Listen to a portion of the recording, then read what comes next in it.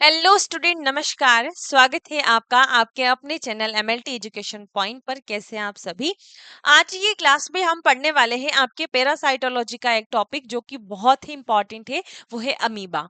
तो अमीबा के बारे में आज की क्लास में हम पढ़ेंगे। हर एक कॉन्सेप्ट आपका क्लियर करेंगे कि पैरासाइट क्या होता है, मतलब कि अमीबा क्या होता है। अमीबा का इंट्रोडक्शन जानेंगे, उसका हैबिटेट जानेंगे, उसकी लाइफ साइकिल जानेंगे, उसका लेबोरेटरी डायग्नोसिस। ये सारा अमीबा के बारे में हम पढ़ने वाले हैं। बहुत ही अच्छी इंटरेस्टिंग क्लास आज की होने वाली है। तो चलिए शुरुआत करते हैं, बिना कोई देरी किए अमीबा के बारे में जानते हैं। लेकिन अमीबा पढ़ने से पहले मैं आपको थोड़ा सा प्रीवियस क्लास पर लेकर चलूंगी, जिसमें हमने इंट्रोडक्शन में जाना कि पैरासाइट क्या है, पैरासाइट किस तरीके से ट्रांसमिट होते हैं, पैरासाइट का क्लासिफिकेशन क्या है। तो ये सब हमने प्रीवियस क्लास में बहुत अच्छे से समझा है, ताकि आने वाली क्लासेस आपकी इजी हो, सारी चीजें आपको अच्छे से समझ में आए। इसीलिए छोटे छोटे पॉइंट मैंने आपके पहले ही क्लियर कर दिए हैं। थोड़ा सा जानते हैं देखो पैरासाइट के बारे में, ताकि आज की क्लास आपको समझ में आ जाए कि पैरासाइट क्या है। पैरासाइट एक लिविंग ऑर्गेनिज्म है जो कि किसी होस्ट पर डिपेंड होते हैं उनकी लाइफ साइकिल को कंप्लीट करने के लिए। बराबर इतना आपको पता है। अब हमने जाना कि जो पैरासाइट होते हैं आपके, ये पैरासाइट दो प्रकार के होते हैं, मतलब इनको क्लासिफाइड किया गया है प्रोटोजोआ में और हेलमिंथ में। मैं शॉर्ट फॉर्म लिख रही हूँ। प्रोटोजोआ और हेलमिंथ में इनको क्लासिफाइड किया गया है। अब प्रोटोजोआ में आप देखेंगे तो प्रोटोजोआ में भी आपके कौन कौन से होते हैं, अमीबा होते हैं, फ्लैजिलेट्स होते हैं, स्पोरोजोआ होते हैं और सीलिएट्स होते हैं। हेलमिंथ की बात करें तो हेलमिंथ में आप ट्रिमेटोड पढ़ते हैं, निमेटोड पढ़ते हैं और कैस्टोड पढ़ते हैं। ओके, ये सारे आपके क्या है, पैरासाइट हैं। अब हमें शुरुआत करनी है आपके प्रोटोजोआ से। एक एक लेकर चलते हैं ना, सारा अगर हम मिक्स कर देंगे तो सारी पिक्चर ही उलझ जाएगी। तो इसीलिए हम एक एक चीज लेकर चलेंगे। सबसे पहले हम आपके प्रोटोजोआ के बारे में पढ़ेंगे। प्रोटोजोआ क्या है, इनका क्लासिफिकेशन क्या है, प्रोटोजोआ के अंदर आपके ये जो पैरासाइट्स आते हैं इनका laboratory diagnosis, life cycle, mode of transmission, सब कुछ समझेंगे हम, है ना। अब देखो प्रोटोजोआ में हम सबसे पहले किसको उठाते हैं, अमीबा को। तो आज की क्लास की शुरुआत हम अमीबा से करते हैं। अमीबा क्या है ये जानते हैं। अमीबा के बारे में सारी चीजें हम पढ़ते हैं, देन फिर हम आपके अगले पैरासाइट पर चलेंगे। तो चलिए अमीबा के बारे में जान लेते हैं। अमीबा का स्ट्रक्चर तो आप सभी ने देखा ही होगा कि अमीबा कैसा होता है। बहुत सारे स्ट्रक्चर अमीबा के देखे होंगे, बहुत सारी पिक्चर्स आपको अमीबा के मिल जाती होगी आसानी से। अमीबा जो है एक सिंपल सा प्रोटोजोआ है। क्या है, प्रोटोजोआ है। अच्छा, प्रोटोजोआ का किंगडम कौन सा होता है, आप सभी को पता है ना, कि प्रोटिस्टा किंगडम के अंदर आते हैं। ओके, अब देखो अमीबा जो है एक क्या है, सिंपल सा प्रोटोजोआ होता है। सिंपल सा प्रोटोजोआ होता है, सिंपल सा प्रोटोजोआ होता है। अमीबा का मतलब आप देखेंगे ना, तो अगर ग्रीक वर्ड के हिसाब से इसका मतलब होता है चेंजेस। क्या होता है, चेंजेस। अब ये चेंजेस का मतलब क्या है, देखो एक इमेज आपको बताती हूँ यहाँ पर। ये है आपका अमीबा, इस तरीके का होता है। चेंजेस का मतलब होता है कि इसका कोई फिक्स्ड शेप नहीं होता है। इसका मतलब क्या है, नो फिक्स्ड शेप, कि अमीबा का कोई फिक्स शेप नहीं होता है। इसके शेप में चेंजेस होता रहता है। जब ये मूवमेंट करता है ना, इस तरीके से जब चलता है, ऐसे ऐसे करके, पता नहीं कैसे चलता है। तो ये चलता किसके कारण है वो भी अभी मैं आपको बताऊंगी। तो इसका कोई फिक्स्ड शेप नहीं होता, इसका शेप बदलता रहता है, इसके डेवलपमेंट के हिसाब से, इन्वायरमेंट के हिसाब से, इसके मूवमेंट के हिसाब से। तो अगर इसके आप साइज भी देखेंगे ना, तो साइज भी वेरी करती है अमीबा की। अब देखो, तो अमीबा जो है, अमीबा का मतलब होता है चेंजेस, जिसका कोई फिक्स्ड शेप नहीं होता है। ये एक प्रोटोजोआ होते हैं। तो कई अमीबा आप पढ़ते हैं पैरासाइटोलॉजी के अंदर, लेकिन जो मेन आपके होते हैं वो चार टाइप के हम पढ़ते हैं। कौन कौन से, देखिए इसमें आपके जो अमीबा होते हैं ना, अमीबा जो है वो दो टाइप के होते हैं। अगर आप हैबिटेट के आधार पर देखेंगे तो एक तो आपके पैथोजेनिक हो जाएंगे और एक नॉन पैथोजेनिक, या आप यूं ले सकते हैं कि एक तो आपके इंटेस्टाइनल पैरासाइट हो जाएंगे और एक आपके हो जाएंगे free living. Free living parasite, है ना। ये दो तरह के पैरासाइट आप पढ़ते हैं। इंटेस्टाइन में कई सारे पैरासाइट आते हैं, लेकिन जो सबसे मोस्ट कॉमन होता है, जो हम पढ़ते हैं और जो पैथोजेनिक होता है, वो होता है एंड अमीबा हिस्टोलाइटिका। और ये जो पैरासाइट होता है वो पैथोजेनिक होता है। क्या है? पैथोजेनिक होता है। फ्री लिविंग में आप देखेंगे, जैसे हमने देखा कि वो पैरासाइट जो कि इंटेस्टाइन में प्रेजेंट होता है, एंटमीबा हिस्टोलाइटिका हम इसको कहते हैं। लेकिन ऐसे पैरासाइट जो कि कहीं पर भी प्रेजेंट हो सकते हैं, उनको फ्री लिविंग कहते हैं। इसमें आप एक सबसे कॉमन एग्जांपल लिखिए, वो है नेग्लेरिया फॉवलेरी। ये सबसे कॉमन एग्जाम्पल है। तो इन दो एग्जाम्पल को आपको याद रखना है जो हम पढ़ेंगे। इसमें आप जैसे एक्टिन भी लिख सकते हैं।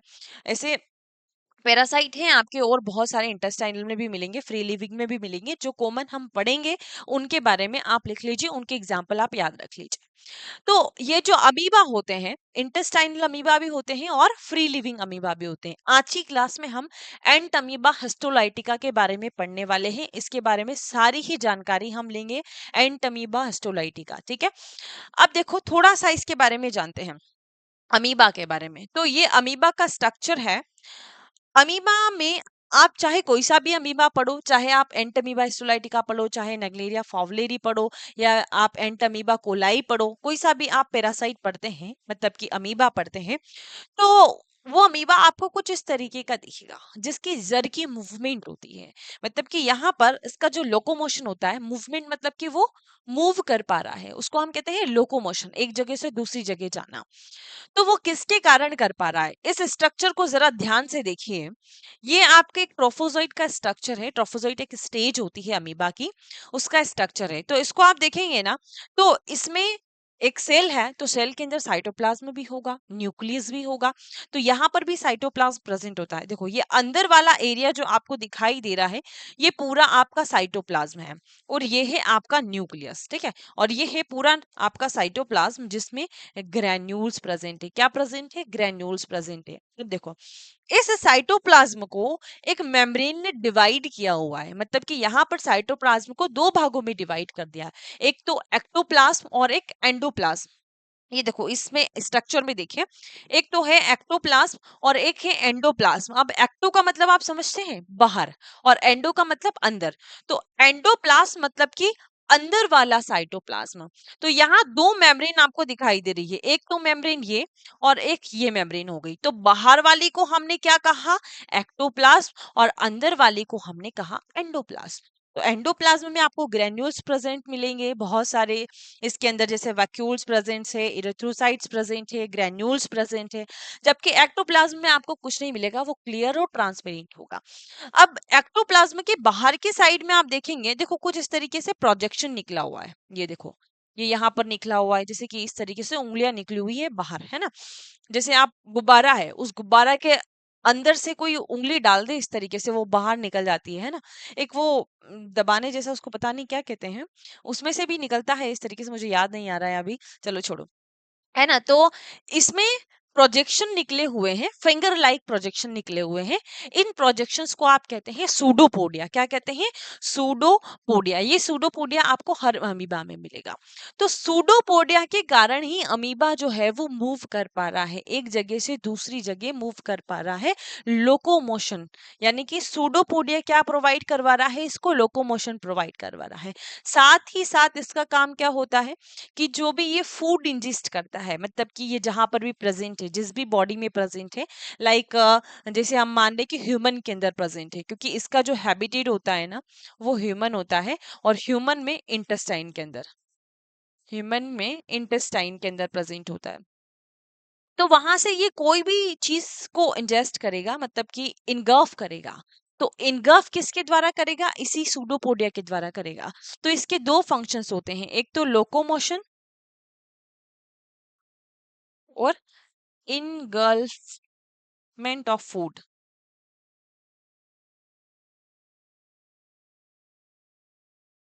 engulfment of food। तो फूड के इंगल्फमेंट के लिए और लोकोमोशन के लिए सूडोपोडिया जरूरी होता है। तो इस स्ट्रक्चर को याद रखना, क्योंकि हम एंट अमीबा हिस्टोलाइटिका में भी इसको पढ़ने वाले हैं। तो ये एक बेसिक जानकारी मैंने आपको अमीबा के बारे में यहाँ पर दे दी है। तो इसका जो हैबिटेट होता है, हैबिटेट तो हालांकि देखो इनका अलग अलग हो सकता है, लेकिन एंट अमीबा हिस्टोलाइटिका की बात करें ना, तो इसमें केवल एक ही होस्ट होता है, कोई अदर होस्ट इसमें नहीं होता है। एक ही होस्ट होता है आपका, और वो होता है ह्यूमन। तो ह्यूमन के इंटेस्टाइन के अंदर प्रेजेंट होता है। तो चलिए शुरुआत कर लेते हैं आपके एंट अमीबा हिस्टोलाइटिका से। तो चार पैरासाइट आप, सॉरी, चार पैरासाइट नहीं, दो पैरासाइट्स आप कॉमनली पढ़ते हैं, वो हम पढ़ेंगे। एक तो एंट अमीबा हिस्टोलाइटिका के बारे में और एक नेग्लेरिया फावलेरी के बारे में। तो एंट अमीबा हिस्टोलाइटिका की अगर आप बात करें तो इसके नाम पर थोड़ा सा ध्यान दीजिए। एंट का मतलब क्या होता है? एंट का मतलब होता है इंटेस्टाइन। क्या होता है? इंटेस्टाइन। और अमीबा का मतलब अभी हमने देखा, अमीबा का मतलब क्या होता है? चेंजेस। किसमें चेंजेस? उसके शेप में चेंजेस, जिसका कोई फिक्स्ड शेप नहीं होता है। Changes in shape. हिस्टो का मतलब आप सभी जानते हैं, हिस्टो का मतलब होता है टिश्यू। और लाइटिका का मतलब होता है लाइसिस। लाइटिका का मतलब होता है लाइसिस। अब इस पूरे को जोड़कर देखिए क्या मीनिंग निकलता है। देखिए, अमीबा मतलब कि ऐसा पैरासाइट्स जिसके शेप में चेंजेस होता रहता है, वो पैरासाइट कहाँ जाता है? ह्यूमन की इंटेस्टाइन में जाता है। और ह्यूमन की इंटेस्टाइन क्या करता है? टिश्यू लाइसिस करता है, टिश्यू का ब्रेकडाउन करता है। यही आपका एंट अमीबा हिस्टोलाइटिका होता है। तो बहुत सारी चीजें तो यहीं से निकल कर आ गई है।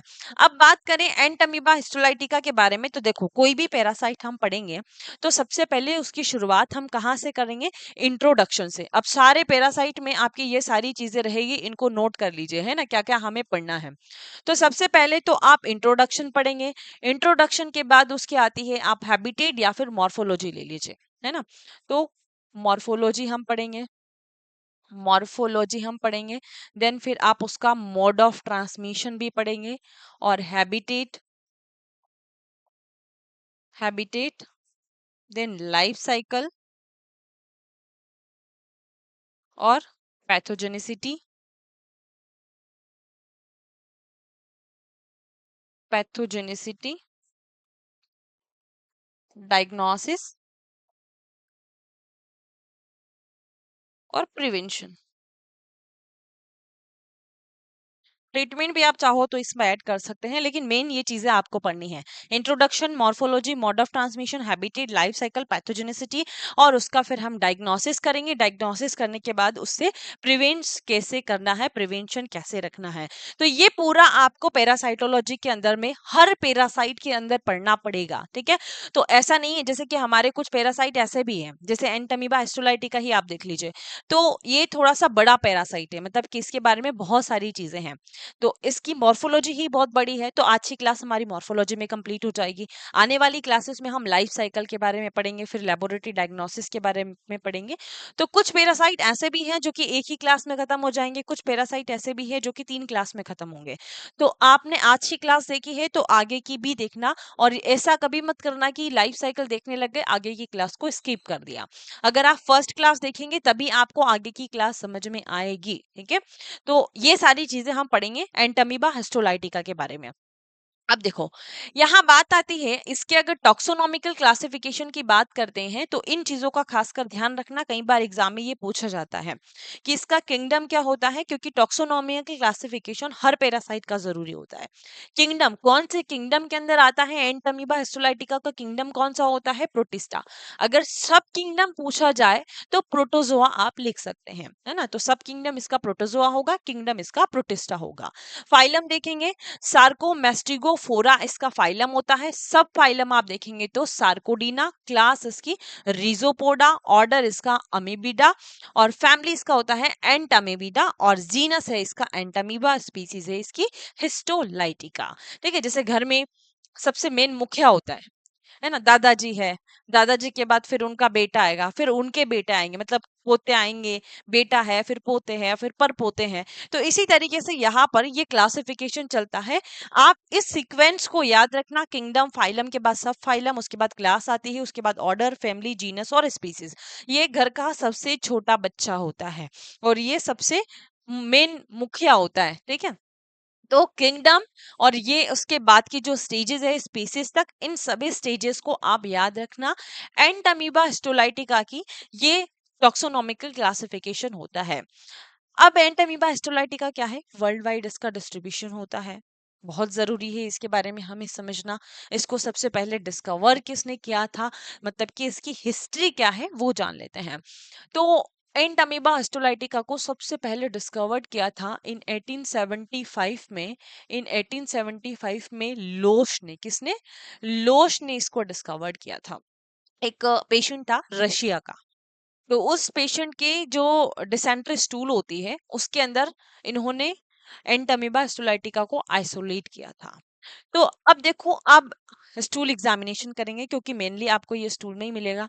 आप अगर इसका ऑब्जर्वेशन कर रहे हैं, डायग्नोसिस कर रहे हैं, तो स्टूल एग्जामिनेशन बहुत इंपॉर्टेंट होता है आपका पैरासाइटोलॉजी के अंदर। यूरिन और स्टूल और ब्लड से भी आप पैरासाइट को देखते हैं।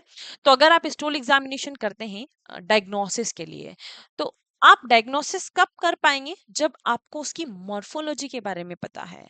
तो हर पैरासाइट की मॉर्फोलॉजी आपको पता होनी चाहिए ताकि आप उसको डायग्नोस कर पाए कि वो दिखता कैसा है। तो हिस्ट्री इसकी देखेंगे तो लोश ने सबसे पहले 1875 में एंट अमीबा हिस्टोलाइटिका को डिस्कवर किया था इन रशिया में एक पेशेंट के अंदर। अब बात आती है यहाँ पर इसकी डिसीज की कि ये कौन सी डिसीज कॉज करता है। तो एंट अमीबा जो है वो कौन सी डिसीज करता है, एंट अमीबाइसिस, एंड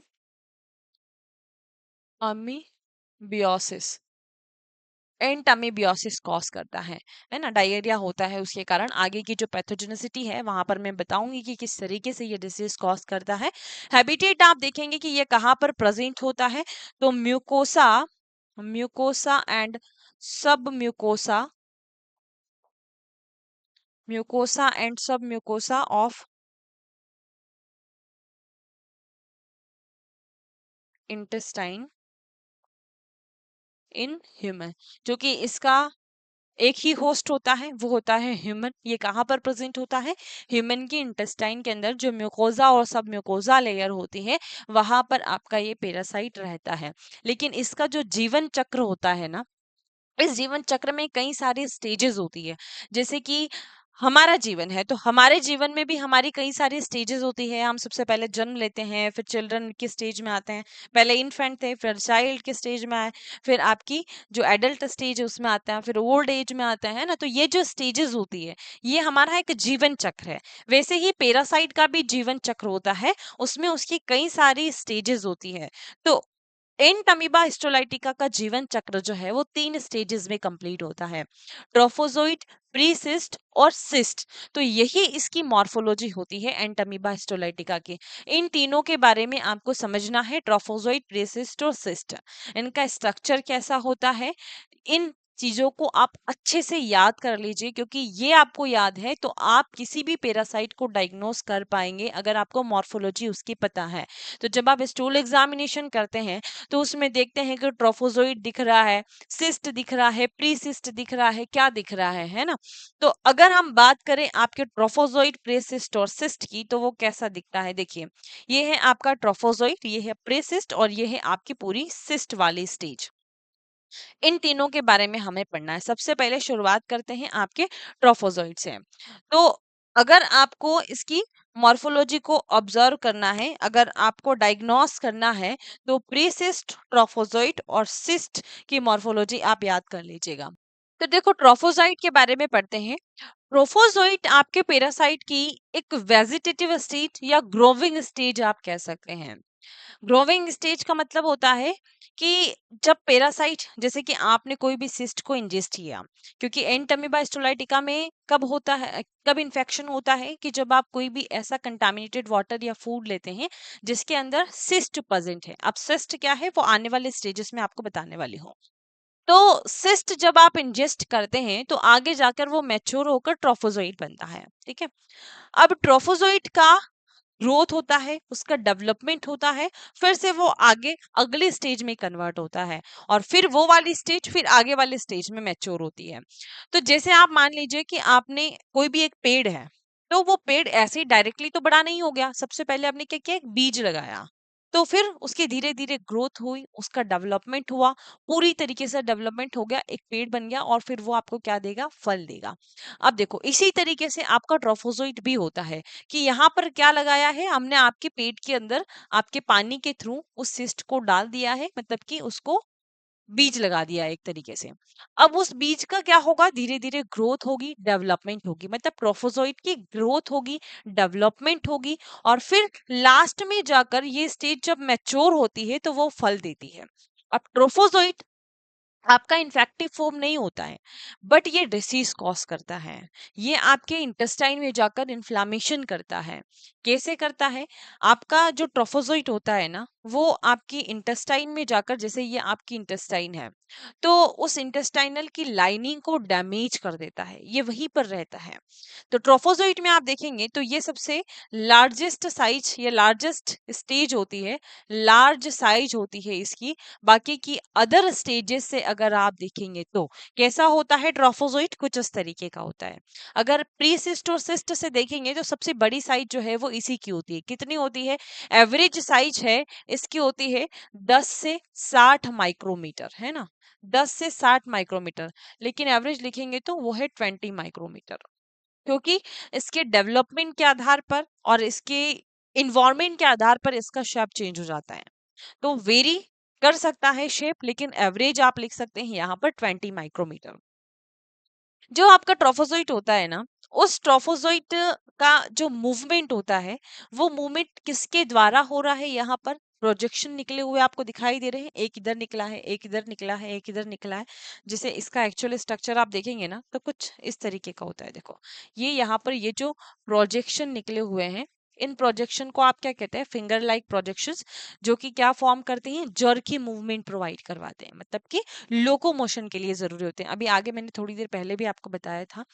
तो अगर आप ट्रोफोजोइट को देखेंगे तो ट्रोफोजोइट जो है वो सबसे लार्ज साइज होती है, और ग्रोविंग ग्रोविंग स्टेज होती है आपके पैरासाइट की। कौन सी स्टेज होती है, ग्रोविंग स्टेज होती है, जहां पर इस स्टेज में पैरासाइट ग्रो करता है, अपने आप का डेवलपमेंट करता है, ताकि वो आगे की स्टेज में मैच्योर हो सके, आगे की स्टेज में डिवीजन कर सके।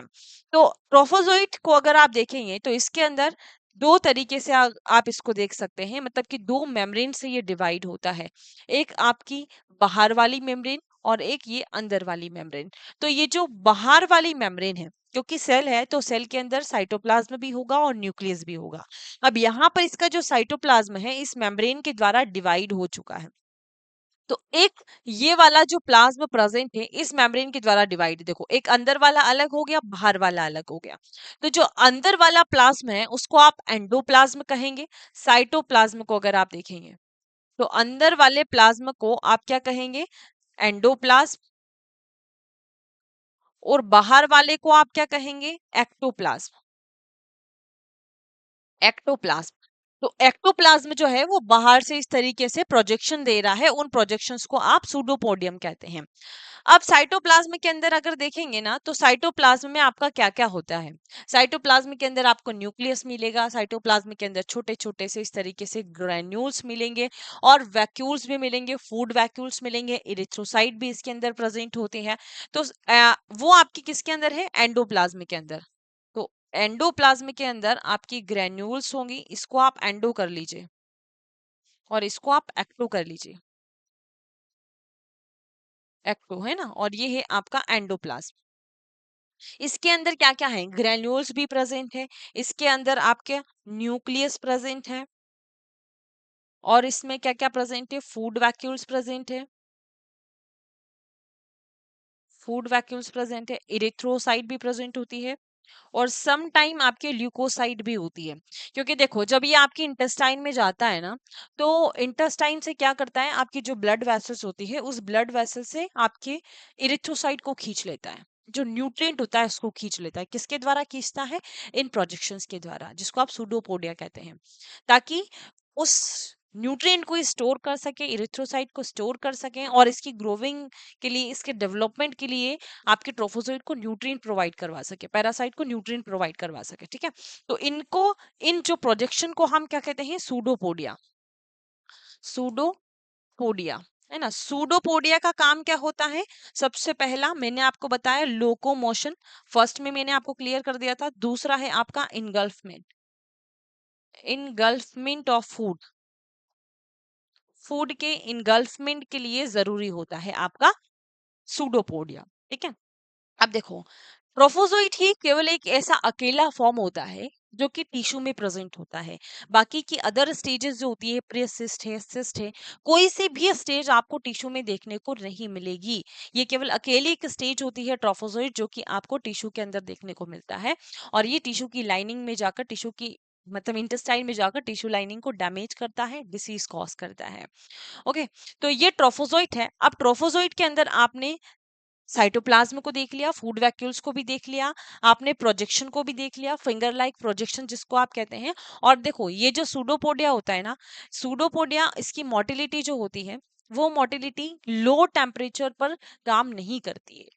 तब ना तो ये इसकी ग्रोथ हो पाती है, ना इसका डेवलपमेंट हो पाता है, और ना ही इसकी मोटिलिटी बची रहती है अगर टेम्परेचर लो हो गया है। तो आपकी बॉडी में अगर टेम्परेचर लो है तो फिर ये ट्रोफोसाइट कुछ काम नहीं करेगा, ना तो ये मूव करेगा, ना ही ये डेवलप कर पाता है। ओके, अब देखो आगे हम बात करते हैं आपके न्यूक्लियस के बारे में।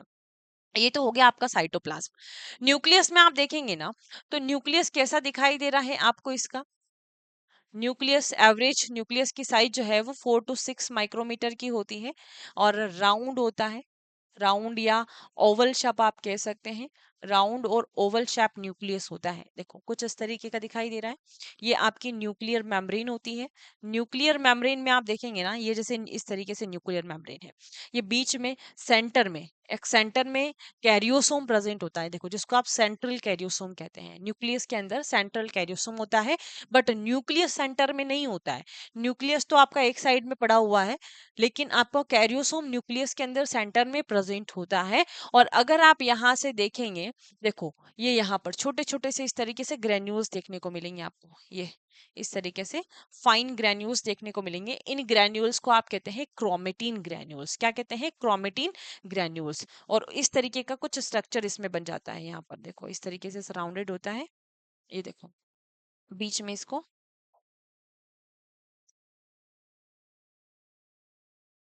ये है आपके यहाँ पर ग्रेन्यूल्स प्रेजेंट है। ये ग्रेन्यूल्स है जिनको आप क्रोमेटिन ग्रेन्यूल्स कहते हैं। फाइन ग्रेन्यूल्स देखने को मिलेंगे। ये है कैरियोसोम, कैरियोसोम जो कि बिल्कुल सेंटर में प्रेजेंट है। ये है आपकी न्यूक्लियर मेम्ब्रेन, न्यूक्लियर मेम्ब्रेन। अब देखो, अगर आप लाइव ट्रोफोजोइट को देखेंगे, किसको?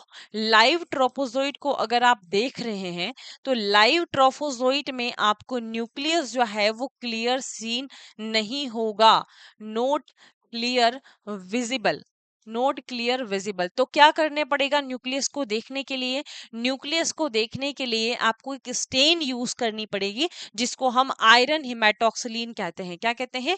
आयरन हिमेटॉक्सिलीन कहते हैं।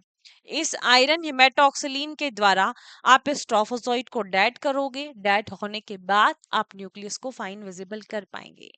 तो देखिए एक बात और है कि जब अगर आप है ना लाइव ट्रोफोजोइट को इंजेस्ट करते हैं, मतलब जैसे आपको इन्फेक्शन कब होगा? कि जब आपने क्वाड्री न्यूक्लिएटेड सिस्ट, आगे हम पढ़ने वाले हैं, घबराइए मत। अगर आपने क्वाड्री न्यूक्लिएटेड सिस्ट को इंजेस्ट किया है, किसको? सिस्ट को इंजेस्ट किया है, पानी के थ्रू हो चाहे फूड के थ्रू हो, तो अगर आपने उस सिस्ट को इंजेस्ट किया है, तब जाके वो आगे ट्रोफोजोइट में कन्वर्ट होगा। ट्रोफोजोइट से फिर आगे की प्रीसिस्ट आएगी, और प्रीसिस्ट के बाद आपके सिस्ट वाली स्टेज आएगी। लेकिन अगर आपने ये ट्रोफोजोइट जो है स्टूल में रिलीज हुआ, फ्रेशली डिसेंट्री स्टूल में रिलीज हुआ, और अगर आपने उस ट्रोफोजोइट को इंजेस्ट कर लिया जो कि लाइव ट्रोफोजोइट है, तो वो ट्रोफोजोइट आपकी बॉडी के अंदर ग्रो नहीं कर पाएगा। वो डिसीज कॉज नहीं कर पाएगा। लाइव ट्रोफोजोइट नहीं कर पाता है डिसीज कॉज, और ना ही वो आगे अपनी डेवलपमेंट स्टेज को चला पाता है। अगर आपने सिस्ट इंजेस्ट किया है, तभी जाकर ट्रोफोजोइट बनेगा, और ट्रोफोजोइट का डेवलपमेंट हो पाएगा, ट्रोफोजोइट की ग्रोथ हो पाएगी। वो प्रे सिस्ट से फिर सिस्ट में बदलेगा। अगर आपने लाइव ट्रोफोजोइट को इंजेस्ट किया है, तो वो आपकी बॉडी में सरवाइव नहीं कर पाएगा। क्यों नहीं कर पाएगा? क्योंकि हमारी बॉडी के अंदर क्या प्रेजेंट है? एक तो गैस्ट्रिक जूस प्रेजेंट है कि जैसे ही आपने उसको इंजेस्ट किया, गैस्ट्रिक जूस के कारण वो आपका खत्म हो जाएगा, तो वो सरवाइव नहीं कर पाएगा, वो ग्रो नहीं कर पाएगा। और इसके लिए मतलब अगर हम देखें ना, तो ट्रोफोजोइट जो है वो 37 डिग्री सेल्सियस पर 5 घंटे तक जिंदा रह पाता है, उसके बाद नहीं रह पाता। और डिवीजन कैसे होता है इसका, ये डिवाइड करता है बाइनरी फिजन के द्वारा। आपका ट्रोफोजोइट जो है वो कैसे डिवाइड करता है, बाइनरी फिजन के द्वारा। तो आप लिख लीजिए, trophozoite divide by binary fission. कभी भी एग्जाम में पूछा जाए कि ट्रोफोजोइट कैसे डिवाइड करता है, तो बाइनरी फिजन के द्वारा। एवरी एवरी 8 आवर में, हर 8 घंटे में आपका ट्रोफोजोइट डिवाइड करता है। तो अगर जैसे फ्रेशली डिसेंट्री स्टूल में आपका ट्रोफोजोइट पास हो रहा है, तो वो ट्रोफोजोइट अगर किसी ने इंजेस्ट किया ना, तो उसको इन्फेक्शन नहीं होगा। उसके लिए अगर उसने इन्फेक्टिव फॉर्म इंजेस्ट किया है, क्योंकि ट्रोफोजोइट इन्फेक्टिव फॉर्म नहीं होता है, ये आपके टिश्यू लाइनिंग को डैमेज करता है, आपको इन्फ्लामेशन कॉज कर सकता है, लेकिन ये इन्फेक्टिव फॉर्म नहीं होता है, ये आगे की तरफ ग्रो नहीं कर पाएगा, इसकी लाइफ साइकिल को कंप्लीट नहीं कर पाएगा। ओके, इतना समझ में आया न्यूक्लियस के बारे में, साइटोप्लाज्म के बारे में, और आपके सूडोपोडिया के बारे में भी हमने समझ लिया। अब देखो, ये मैंने जैसे कि आपको बताया कि जो ट्रोफोजोइट होता है वो 5 घंटे तक सरवाइव कर सकता है 37 डिग्री सेल्सियस पर। अगर किसी भी ड्राई कांटेक्ट में आते हैं, मतलब कि बहुत जो जैसे बहुत ज्यादा ड्राई एरिया है, या फिर जैसे डिहाइड्रेशन हो गया है, तो उस कंडीशन में भी ये ग्रो नहीं कर पाएगा, सरवाइव नहीं कर पाएगा। अगर बहुत ज्यादा हीटिंग है, तो उस कंडीशन में जैसे मैंने बताया ना कि लो टेम्परेचर में भी सरवाइव नहीं कर पाता है, बहुत ज्यादा हीट में भी सरवाइव नहीं कर पाता है, बहुत ज्यादा केमिकली कंडीशन में भी ये सरवाइव नहीं कर पाता है ट्रोफोजोइट, है ना। तो इन तीनों चारों पॉइंट को आप याद रख लेना ट्रोफोजोइट के बारे में। अब हम चलते हैं आपकी नेक्स्ट स्टेज पर। अगली स्टेज आपकी आती है यहाँ पर प्रीसिस्ट, एक मिनट देखते हैं, प्रीसिस्टिक स्टेज। तो ट्रोफोजोइट आगे जाकर मैच्योर हो गया है और आपकी प्रीसिस्ट स्टेज आती है।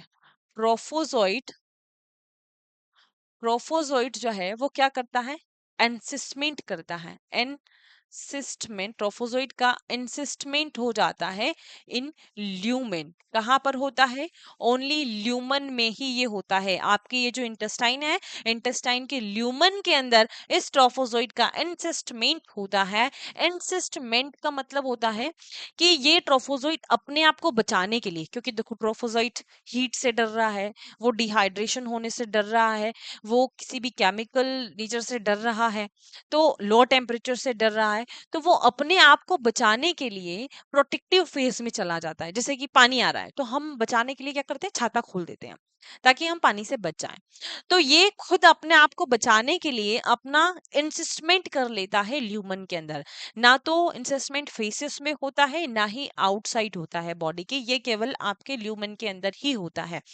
तो इनका ट्रोफोजोइट का इंसिस्टमेंट किसमें हो जाता है, प्रीसिस्ट के अंदर होता है। नाम से समझ में आ रहा है, प्रीसिस्ट। प्रीसिस्ट मतलब कि सिस्ट से पहले की स्टेज। तो प्रीसिस्ट आपकी ट्रोफोजोइट और सिस्ट दोनों के बीच की स्टेज होती है। इस स्टेज में क्या होता है कि आपकी जो ट्रोफोजोइट होता है ना, उसकी साइज कम हो जाती है, वो प्री सिस्ट में कन्वर्ट हो जाता है। कि जो फूड वैक्यूल्स प्रेजेंट होते हैं, उन फूड वैक्यूल्स को ये क्या कर देता है, एक्सट्रूडेड कर देता है, मतलब कि बाहर निकाल देता है। तो फूड वैक्यूल्स का क्या कर देता है, फूड वैक्यूल्स एक्सट्रूडेड, एक्सट्रूडेड, है ना। और इसकी साइज क्या हो जाती है, कम हो जाती है, एंड बीकम प्रीसिस्ट, या फिर आप लिख सकते हैं become small size. Small size मतलब कि मान लो जैसे ट्रोफोजोइट है, ट्रोफोजोइट को हमने पूरा भर दिया, तो अब वो घबरा गया है कि बस मुझे खाली कर दो, तो ट्रोफोजोइट क्या करता है, फूड वैक्यूल को बाहर निकाल देता है ना। तो फूड वैक्यूल को बाहर निकालेगा तो उसकी साइज क्या हो जाएगी, छोटू हो जाएगी। तो छोटू साइज हो जाएगी उसकी, कैसी हो जाएगी, राउंड हो जाएगा, ओवल हो जाएगा, राउंड और ओवल। और जो सूडोपोडिया होते हैं ना, वो भी ब्लंट हो जाते हैं, ब्लंट सूडोपोडिया। सूडोपोडिया भी क्या हो जाते हैं, ब्लंट हो जाते हैं। कुछ ऐसी स्टेज, ओ सॉरी, कुछ ऐसी स्टेज जो है आपके प्री सिस्ट की दिखती है। एक मिनट चलिए देखिए, ये देखो कैसा दिख रहा है, छोटा हो गया है ना, ब्लंट सूडोपोडिया हो गया है, लेकिन न्यूक्लियस एज इट इज रहेगा, न्यूक्लियस में कोई चेंजेस यहाँ पर नहीं होगा।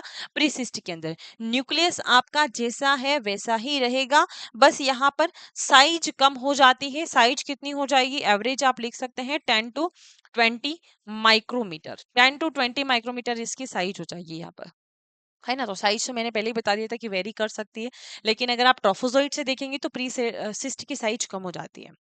अब इसमें आपको दो चीजें देखने को मिल सकती हैं, जैसे यहाँ पर नहीं दिखाया गया है आपको। एक तो इसमें ग्लाइकोजन मास दिख सकता है, और इसमें आपको क्रोमेटिड ग्लाइकोजन मास,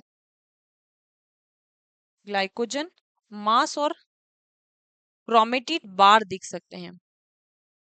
क्रोमेटिड बार या बॉडीज कहते हैं, क्रोमेटिड बार या बॉडीज देखे, जैसे कि इस तरीके का ग्लाइकोजन मास है और इस तरीके की क्रोमेटिड बॉडी दिखती है, लंबी लंबी सिलेंड्रिकल शेप की या सिगार शेप की दिखती है। ये क्लियरली आपको सिस्ट में विजिबल होती है। तो ग्लाइकोजन मास क्या होता है, ग्लाइकोजन मास मतलब कि एनर्जी का स्टोर, जैसे कि आप फूड वैक्यूल्स है, तो फूड वैक्यूल्स क्या कर चुका है, पूरा एक्सट्रूडेड हो चुका है, बाहर निकाल दिया ट्रोफोजोइट ने, लेकिन इसको भी एनर्जी की जरूरत तो लगेगी, आगे इसको मैच्योर फॉर्म में कन्वर्ट होना है। तो उसके लिए यहाँ पर ग्लाइकोजन मास प्रेजेंट होता है, जो कि एनर्जी को स्टोर करके रखता है, न्यूट्रिएंट इसको प्रोवाइड करवाता है।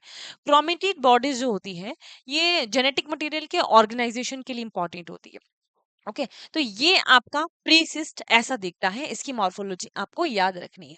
अब चलते हैं आपकी सबसे लास्ट स्टेज, वो है सिस्ट।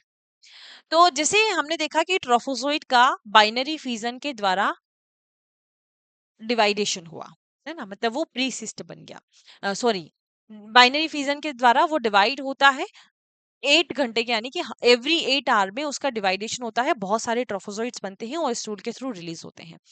लेकिन प्री सिस्ट स्टेज में क्या होता है कि वो अपने आप को बदल लेता है, अपने आप की अपनी लाइफ साइकिल को चलाने के लिए, खुद को सरवाइव करवाने के लिए उसका चेंज कर लेता है नेचर। वो अपने फूड वैक्यूल्स को बाहर निकाल के उसकी साइज को छोटी करके प्री सिस्ट में कन्वर्ट हो जाता है। प्री सिस्ट फिर बाद में आपका मैच्योर होता है इन सिस्टिक स्टेज।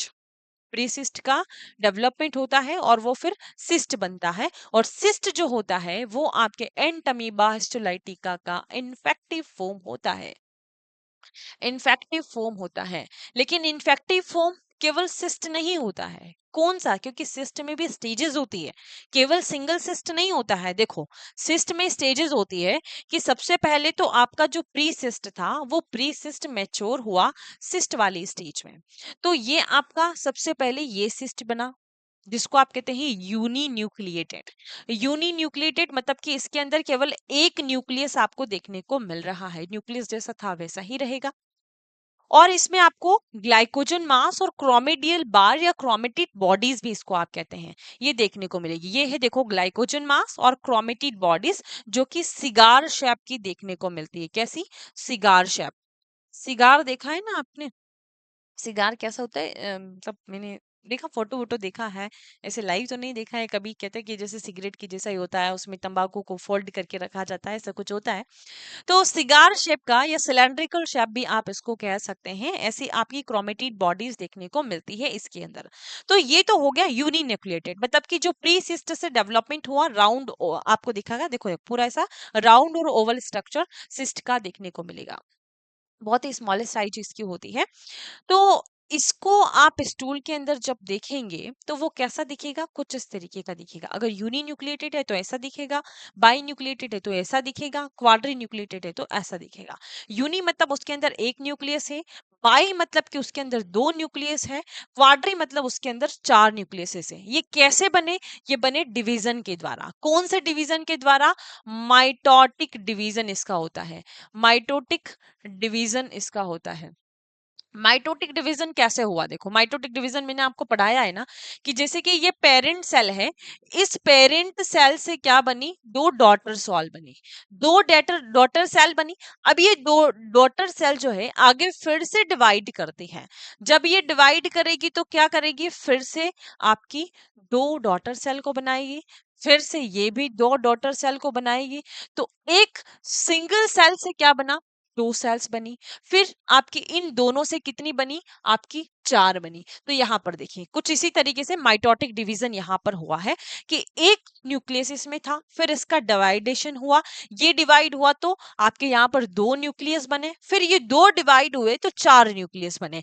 अब फाइनली यहाँ पर आपका क्वाड्री न्यूक्लिएटेड बन चुका है। इस स्ट्रक्चर में आप चेंजेस देख रहे होंगे कि जो यूनी न्यूक्लिएटेड होता है, इस यूनी न्यूक्लिएटेड के अंदर आपके क्या प्रेजेंट होते हैं, ग्लाइकोजन बॉडीज, सॉरी ग्लाइकोजन मास और क्रोमेटिड बार्स। तो ग्लाइकोजन मास और क्रोमेटिड बार्स या बॉडीज जिसको आप कहते हैं, वो आगे जाकर आप देखेंगे तो क्वाड्री न्यूक्लिएटेड वाली में आपको नहीं दिखाई देगा। क्वाड्री न्यूक्लिएटेड सिस्ट में आपको ये नहीं दिखाई देंगे क्योंकि ये मैच्योर फॉर्म होता है, ये मैच्योर हो चुका है। आप इसको आप कहेंगे मैच्योर सिस्ट क्वाड्री न्यूक्लिएटेड, जो कि इनफेक्टिव फॉर्म होता है। इन्फेक्टिव फॉर्म, जैसे कि मैंने कहा ना कि इन्फेक्टिव फॉर्म सिस्ट होता है, लेकिन कौन सा सिस्ट है, वो क्वाड्री न्यूक्लिएटेड सिस्ट। जब आप क्वाड्री न्यूक्लिएटेड सिस्ट को इंजेस्ट करेंगे तभी आगे जाकर उस पैरासाइट की लाइफ साइकिल चलेगी, अदरवाइज नहीं चलेगी। ठीक है, तो इस बात का आप ध्यान रखिएगा। अब मैं बात कर रही थी कि देखो जब आप स्टैनिंग करते हैं, जैसे आप सिस्ट देख रहे हैं, तो सिस्ट में ये जो ग्लाइकोजन बॉडीज और क्रोमेटिड बार्स होते हैं, उनकी स्टेनिंग के लिए हम कौन सी स्टेनिंग यहाँ पर उनको स्टेन करने के लिए या उनको देखने के लिए, ऑब्जर्व करने के लिए कौन सी स्टेनिंग यूज करते हैं। देखिए ग्लाइकोजन मास जो होता है वो आयोडीन से स्टेन होता है। किससे? आयोडीन से स्टेन होता है। आयोडीन से अगर आप क्रोमेटिड बार को देखेंगे ना, तो हल्की हल्की सी ब्राउन दिखेगी, ज्यादा क्लियरली आपको नहीं उसमें स्टेन दिखेगी है। लेकिन ग्लाइकोजन मास क्लियरली आपको ब्राउन कलर का देखने को मिलेगा। लेकिन अगर आप आयरन स्टैनिंग करते हैं क्रोमेटियल बार के लिए, क्रोमेटिड बार के लिए कौन सी स्टैनिंग करी आपने? आयरन हिमेटॉक्सिलिन। आयरन हिमेटॉक्सिलिन, तो ये कैसा दिखेगा? क्रोमेटिड बार आपको दिखेगा ब्लू कलर का। कैसा दिखेगा? ब्लू कलर का आपको देखने को मिलेगा। जैसे यहाँ पर देखो, ये ब्लू कलर का दिख रहा है आपको, यहाँ पर ग्लाइकोजन कलरलेस दिख रहा है ना, इस तरीके से इसमें कोई कलर नहीं शो हो रहा है। क्यों नहीं हो रहा है? क्योंकि हमने आयरन हिमेटॉक्सिलिन से इसको स्टीन किया है। ओके, और ये धीरे धीरे आगे जाएंगे आप, तो जब मैच्योर सिस्ट को देखेंगे तो उसमें ना आपको क्रोमेटिड बार मिलेगा और ना ही उसमें आपको ग्लाइकोजन मास मिलेगा। ठीक है, तो इसको आप याद रखिएगा। अब देखो जो आपका मैच्योर सिस्ट होता है ना, वो मैच्योर सिस्ट की जो मेम्ब्रेन होती है, ये मेम्ब्रेन देखो, ये वाली जो मेम्ब्रेन होती है, वो मेम्ब्रेन बहुत ज्यादा रिफ्रैक्टाइल होती है, मतलब रेजिस्टेंस होती है। क्योंकि जैसे ट्रोफोजोइड की बात कर रहे थे कि ट्रोफोजोइड जाता है तो वो गैस्ट्रिक जूस से इफेक्ट होकर अपना काम को बंद कर देता है। लेकिन ये जो आपकी वॉल होती है, इस सिस्ट की वॉल, वो बहुत ही रिफ्रैक्टाइल होती है। वो किसी भी कंडीशन में सरवाइव कर जाती है। इन्वायरमेंटल कंडीशन कैसा भी हो, आपकी बॉडी के अंदर चाहे गैस्ट्रिक जूस हो, इसको कोई इफेक्ट नहीं पड़ता है। तभी तो जाकर ये आगे सरवाइव करता है और फिर ट्रोफोजोइड में कन्वर्ट होता है। जैसे अब लाइव ट्रोफोजोइड लेते तो वो नहीं कर पाता है सर्वाइव, लेकिन आपका क्वाड्रीन्यूक्लिएटेड जो है वो सरवाइव कर जाता है एनी इन्वायरमेंटल कंडीशन में। ठीक है, तो ये हो गया ओवरऑल आपके किसके बारे में, एंट अमीबा हिस्टोलाइटिका की मॉर्फोलॉजी के बारे में। तो मॉर्फोलॉजी में हमने ये सारी चीजें पढ़ी, आई होप आपको अच्छे से समझ में आया होगा। आने वाली क्लास में हम इसकी लाइफ साइकिल के बारे में पढ़ेंगे, एंट अमीबा हिस्टोलाइटिका की लाइफ साइकिल क्या होती है, किस तरीके से इसका जीवन चक्र चलता है। देन फिर हम लेबोरेटरी डायग्नोसिस के बारे में डिस्कस करेंगे। तो चलिए मिलते हैं अगली क्लास में अगला टॉपिक के साथ। Thank you. खत्म।